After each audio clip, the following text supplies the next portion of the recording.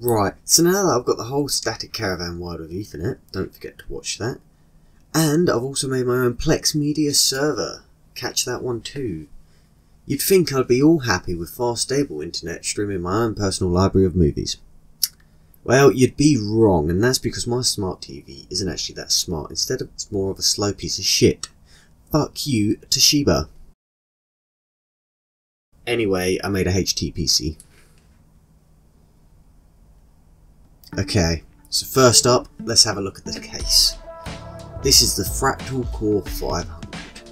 And what I like about this case is not only is it a mini ITX case, it's also great for cooling and has a decent amount of space for upgrades. And trust me, it will eventually be filled with upgrades. The only real issue I could mention is that the metal is quite thin.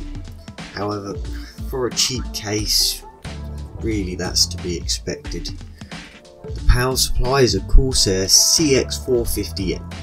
It's an ATX semi-modular PSU. That means less cables, more space. Nice. The motherboard is a gigabyte auros B450i Pro Wi-Fi. Now I chose this motherboard for a few reasons. One being because I wanted this to be my first AMD build, so of course I had to get a motherboard that supports AMD. And second being the size. Mini ITX boards are so cool, just because of how small and compact they are. And thirdly, it's because of that extra HDMI port it has. Specifically, it's HDMI 2.0, and we need that for that 4K support. That extra HDMI port will be used in a future project I have in mind, so make sure you subscribe and you won't miss it.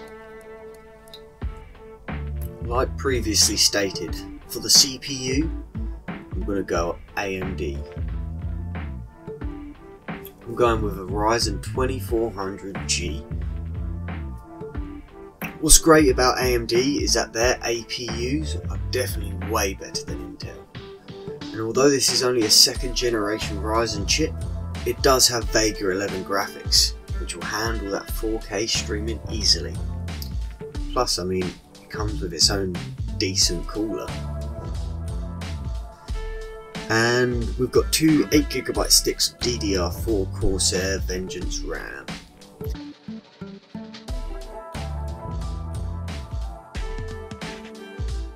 I've also got myself my first ever nvme drive, which I am stoked to try out. A terabyte of data with speeds up to 2400 megabytes a second. Insane! Plus, because I'll only be using nvme storage, that means even less cables I need to worry about fitting in this small build.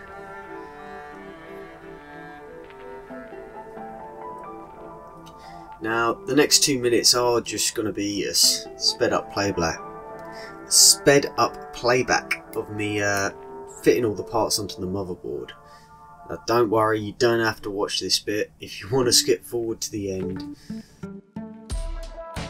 feel free. This is definitely the most boring part of said video.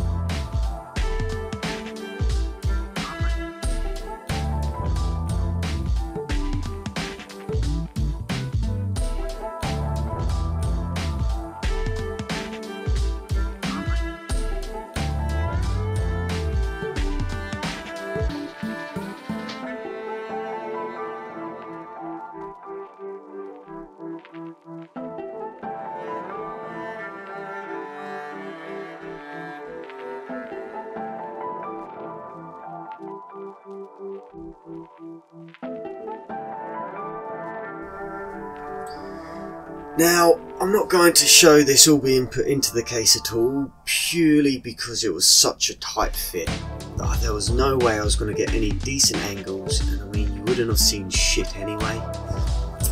And yes, I know the cable management isn't the best it could be, but it's gonna have to do. Thanks for watching the video.